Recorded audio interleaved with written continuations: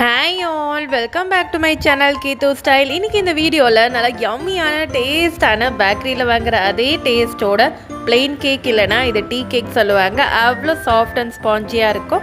So வாங்க எப்படி பண்ணுறதுன்னு பார்க்கலாம்.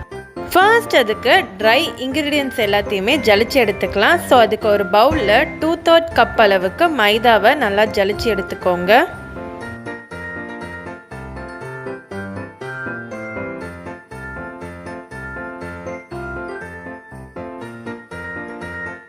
½ டீஸ்பூன் அளவுக்கு பேக்கிங் பவுடர், அரை சிட்டிகை அளவுக்கு உப்பு சேர்த்துட்டு இதையுமே நல்லா ஜலிச்சுக்கோங்க.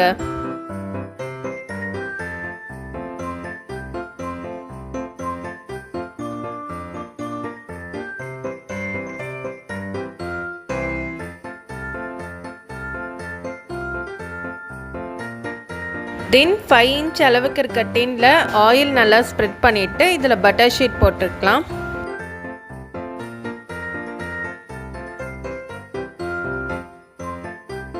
அண்ட் இந்த பட்டர் ஷீட் மேலேயும் ஆயில் வச்சு நல்லா ஸ்ப்ரெட் பண்ணி விடுங்க.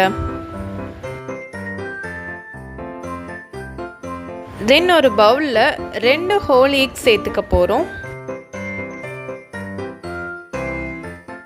தென் இந்த எல்லாவோட சைடில் பார்த்தோன்னா இது போல் ஒரு ஒயிட் பார்ட்டிக்கல் இருக்கும். இதை ரிமூவ் பண்ணிடுங்க. ஸோ இதை ரிமூவ் பண்ணும் போது நமக்கு எக் ஸ்மெல் சுத்தமாகவே நம்மளோட கேக்கில் வராது.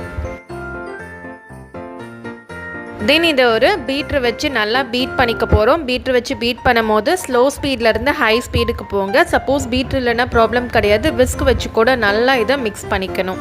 நல்லா இது போல் ப்ளஃபியாக வர அளவுக்கு பீட் பண்ணதுக்கப்புறமா இதில் சுகர் சேர்த்துக்க போகிறோம். இதில் நான் அரை கப் அளவுக்கு சுகரை கொஞ்சம் கொஞ்சமாக சேர்த்துட்டு நல்லா பீட் பண்ணிக்க போகிறேன்.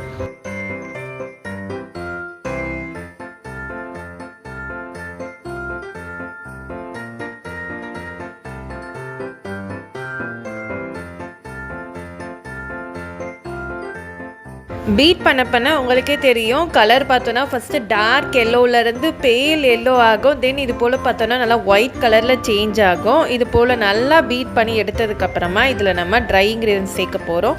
அண்ட் இதுக்கு முன்னாடி கொஞ்சம் நல்லா ஃப்ளேவருக்காக பைனாப்பிள் எசன்ஸ் ஃபியூ ட்ராப்ஸ் சேர்த்துட்டு அண்ட் வெனிலா எசன்ஸ் பார்த்தோன்னா ஒரு 1 டீஸ்பூன் சேர்த்துக்க போகிறோம். சேர்த்துட்டு இதை அகெயின் பார்த்தோன்னா நல்லா ஜென்டலாக பீட் பண்ணி எடுங்க.